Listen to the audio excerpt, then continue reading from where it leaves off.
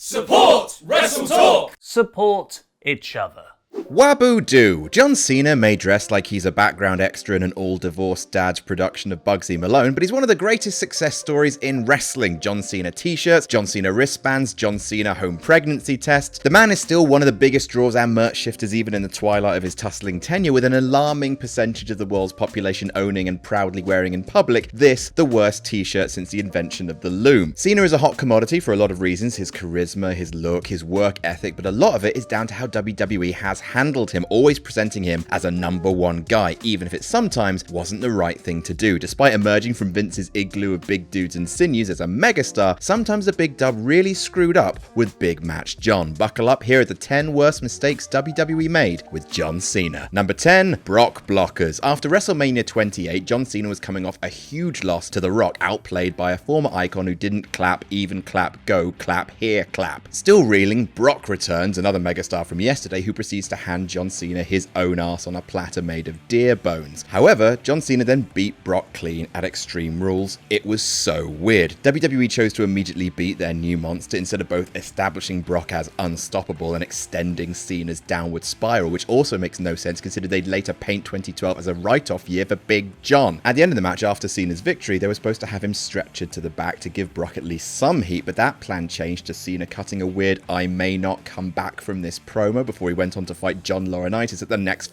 fucking pay-per-view. It's one of the clearest examples of WWE's commitment to their big star's win-loss record and the nebulous theory of wins being intrinsically linked to that star's drawing power overruling a better, more compelling story. Number 9, embrace the hate. IRL, John Cena is probably a good dude. He dresses like the battleground of the Great Fabric Wars, but he seems like he has a fairly rigid set of principles. John Cena's WWE character is an incomparable wang. His alignment is chaotic neutral with pretensions of lawful good. He is loyal until he's Frenching Zack Ryder's girl. He has respect until he's pushing over comically injured Zack Ryder, and I'm not really sure what hustle is, but John Cena is a bad friend. The embrace the hate angle saw Kane return and try to make John Cena compromise his character using Zack Ryder as hapless collateral damage. Virtuous characters having their virtue challenged or recontextualized is interesting. It's what makes Superman and Captain America endure like they have, but this angle was a toilet salad. Not only did it make Kane look like an ineffectual dumbass, not only did it completely crush all the hard work Zack Ryder had done to make him a relatable underdog hero, instead relegating him to a comedy proper Tiny Tim style orphan to be ping-pong between two quotes actual stars, but even the guy who won the feud ended up looking worse. Cena acted like a dick, didn't suffer for it, and came off looking dismissive about Ryder's newfound popularity both in kayfabe and worse, in real life. Number 8, your time is up. Oh man, that Last Ride documentary. Long story short, it's Brokeback Mountain, but between a wrestler and the industry he can't quit. What should have been a simple behind-the-scenes doc on Undertaker's final match at Mania 33 turned into one of the most sobering and bleak psychological studies of a wrestler's ego, with Undertaker putting himself through unimaginable physical and mental pain, chasing the illusory dream of a perfect goodbye. What makes it sadder is it could have happened at Mania 34. Cena vs Taker at Mania was a dream match setup. Cena could definitely go, and even though Taker claims in that documentary that he could go too, WWE, perhaps burned by the underwhelming match the year before, decided to cap it at 5 minutes, turning what could have been a great match into merely a great angle. We'll never really know if Undertaker did have that 20-minute classic in him, and it's not like I don't understand why WWE made that call, but it could have been his perfect last ride, and we could have avoided tarnishing HBK's retirement in Saudi later that year, and Goldberg almost killing Death Valley Mini Driver in 2019. Number 7, twice in a lifetime. WrestleMania 28 was great, but in order to get that, we lost WrestleMania 27 and 29. Whether that's a fair trade is up to you, but yeah, the Rock Cena WrestleMania trilogy certainly had unintended consequences. The Rock hosted Mania 27, potentially the worst of all time, in order to restart a count-out no contest between Cena and Miz in the main. Yeah, those words really paint an Edvard Munch picture, don't they? Then Rock and Cena were announced for Mania 28 a year in advance, which is an efficient way of telling your locker room, yeah, this next 12 months of brass ring grabbing won't amount to shit, cowboy. The once-in-a-lifetime match was good, don't get me wrong, so good that they did a much worse version of it a year later for the big belt, but the reason this makes the list isn't the marketing lie that was once in a lifetime. It wasn't that the Mania 29 match was so bad The Rock's pelvis exploded in protest. It was that this 3-year plan effectively sidelined the inconvenient rise of other stars, most notably CM Punk, and was the backbone of his eventual departure from the company. Punk rose to superstardom in 2011, was WWE champion for the entirety of 2012, and didn't get a WrestleMania main event out of it. And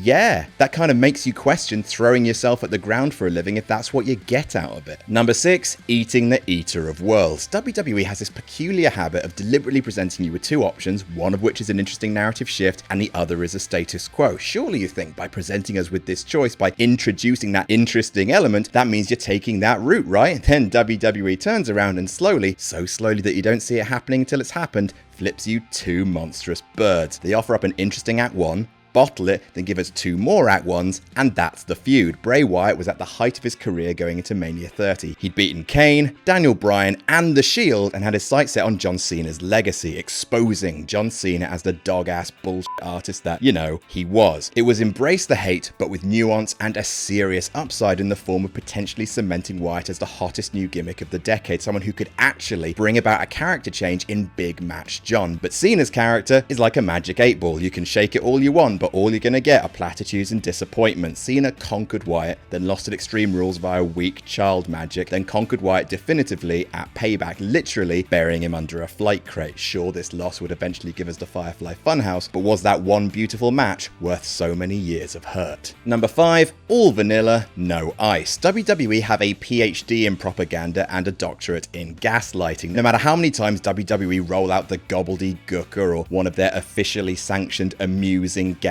and have The Miz or Renee Young comedically roll their eyes in the name of corporate relatability, WWE rewrites its history with the grace and sheer balls of the I didn't do it guy. One of its favourite tall tales to tell is of John Cena exploding onto the scene in the Ruthless Aggression era, taking down Kurt Angle, receiving respect from The Undertaker, then the US title, the WWE title, and merch forever. The story that's so often left out until the Ruthless Aggression documentary series from this year, ironically accused by many of being shameless company propaganda, is that Cena was almost fired in 2002, a few months after his iconic debut. John Cena himself spins that as his fault, but in fact the company didn't give him anything to do. The only actual bit of character he had, other than riding that one Ruthless Aggression moment into the ground, was occasionally changing the colour of his shorts. It's pretty hard to get over when you're not working with anything, and he was only saved from that year's round of cuts after Stephanie McMahon heard him freestyle rapping. It's truly frightening to consider how many potential John Cenas WWE might have had slip through their fingers through the lack of patience, imagination, or both. Number 4, the 3 burials of Melquiades Nextrada. Yeah, we got your Tommy Lee Jones Western deep cuts. We got them all day. There are lots of people who could and should have beaten Cena when it counted. Umaga and Rusev spring to mind, but undoubtedly the biggest and most egregious case is the Nexus. Back in 2010, NXT was less the mecca of indie wrestling and more of a really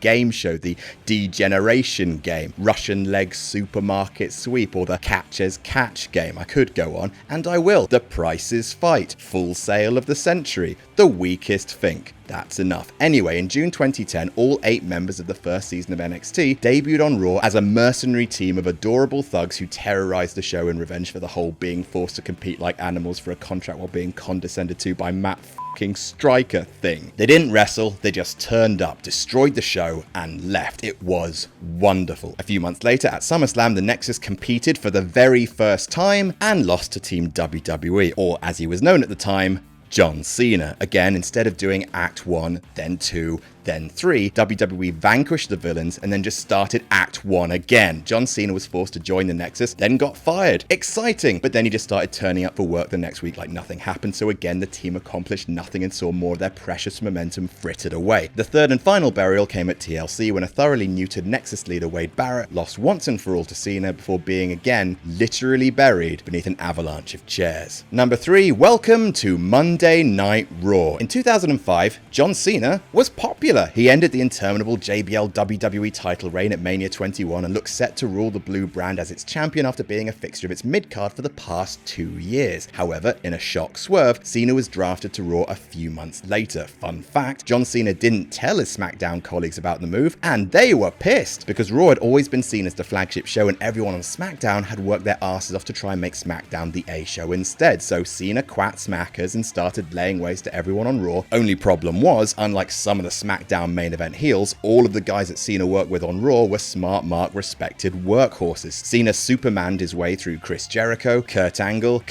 and Shawn Michaels at the same time, Kurt Angle again. He lost the title to Edge before immediately smashing him weeks later to win it back. Like, yeah, murder JBL all you want, but by the time Mania 22 rolled around, Cena, still a little loosey-goosey in the ring, remember, had 5 moves of doomed, a pantheon of talent, and fans were sick of it, beginning the decade of, quote, polarizing reactions. It's true that SmackDown didn't have a good crop of main event talent in 2005, but Raw's was actually too good, and the fan consensus is that Cena wasn't ready for them. That move to Raw ended up being bad for Cena both behind the scenes and in front of the camera. Number 2, not turning heel in 2012. Cut to 2006, and fresh off being booed against Triple H at Mania, Let's Go Cena, Cena Sucks truly took off throughout that year. At One Night Stand, he received the kind of welcome usually reserved for Nazi war criminals, and rode that wave of backlash for much of the next few years. Should John Cena have turned heel back then? Most fans say yes, but 2005 and 6 had been such a bad 2 years for WWE talent. Jericho was gone, Angle was gone, Eddie had died, Triple H and Shawn Michaels were busy drawing cocks on Vince's forehead with Sharpie. Who's going to replace John Cena as top face? Bobby Lashley? Survey says. Despite the reactions from hardcore fans, Cena was proven cash money and stayed face. However, fast forward to 2012, and the closest Cena actually came to officially turning. The plans were set. His heel slogan, Fear My Name, had been copyrighted, a new theme tune had been recorded, and he was going to turn against The Rock. Cena himself was aching to do it. We could have had face Punk versus heel Cena during the summer of 2012, and a number of other faces who could have seen their stock lightning charged by working against the most shocking villain of the decade. Alas, it was not to be. Cold feet prevailed, and it remains one of the greatest what-if moments in modern wrestling. Number 1.5, those fucking belts. Fuck 'em.